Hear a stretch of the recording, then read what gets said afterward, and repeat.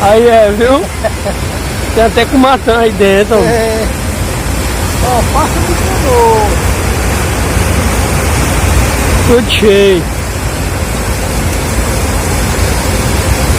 Quando eu vim aqui, as coisinhas pra pescar aqui dá certo.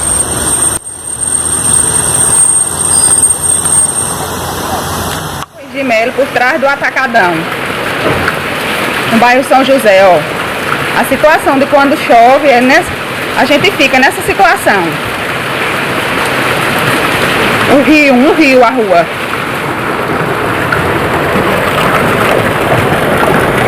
Um rio, um caminhão já aqui parado no meio, porque não tem condição, já bateu o motor com certeza. Ó, pra lá.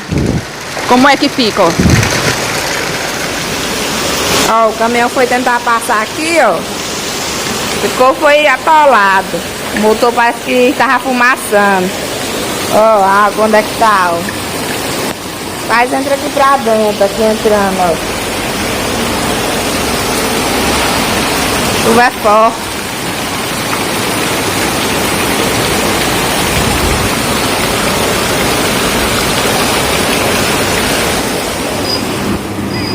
Devido às fortes chuvas aqui no Juazeiro do Norte, aqui ó, em frente ao Atacadão, ó o rio de água aqui ó, o pessoal tomando banho aqui ó,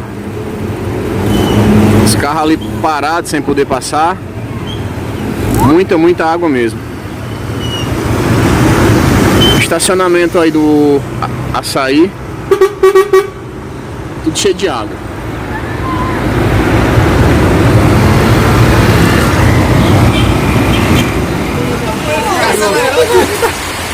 Acelerador!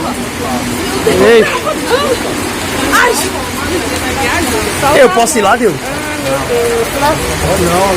Ali, ó, vai ajudar. Então tá bom. Sério? Só ter esses dois dias aí corajosos.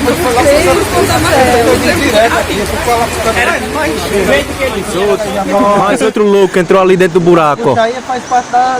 Esses cabos eu não sei não, viu? Tu é doido, mano. É que o cabo da moto é tonto.